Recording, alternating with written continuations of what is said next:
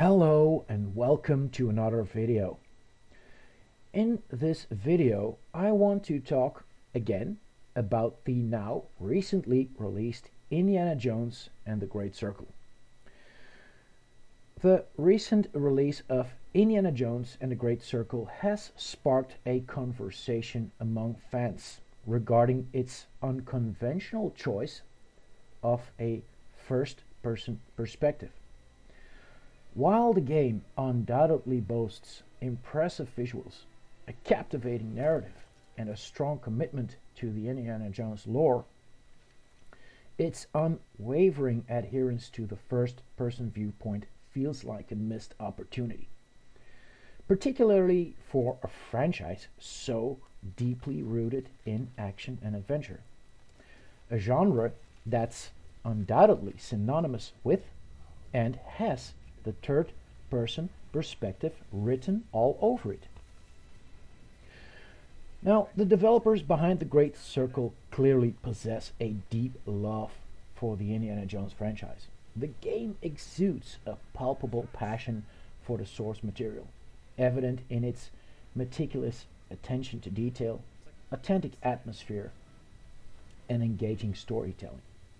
It effectively captures the spirit of the classic films, offering an interactive adventure that seamlessly fits within the established chronology of the series, specifically between Raiders of the Lost Ark and The Last Crusade.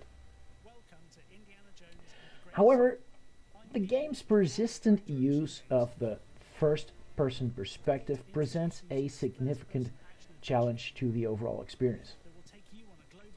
While effective in fast-paced shooters like, for instance, Wolfenstein, Doom, Duke Nukem, Half-Life, etc., where player agency and immersion are heavily reliant on the first-person viewpoint, the Great Circle prioritizes a more action-adventure style of gameplay. Fistfights and exploration take precedence over gunplay, creating a dissonance between the chosen perspective and the core gameplay mechanics. The dissonance becomes particularly evident in moments that would undoubtedly benefit from a third-person view. Take the elaborate disguise sequences, for instance, where the player must carefully navigate social interactions and avoid detection. They lose much of their impact when confined to the first-person perspective. The player is unable to fully appreciate the visual details of their disguise, hindering immersion and potentially compromising the intended gameplay experience. Furthermore, the lack of a third-person option feels like a significant oversight for a game of this ambition. Modern gaming has demonstrated the successful integration of multiple perspectives, allowing players to seamlessly switch between first and third person views based on their preference and the demands of the situation. Bethesda even has a long running tradition of and experience with allowing players to switch seamlessly between the first and third person perspectives.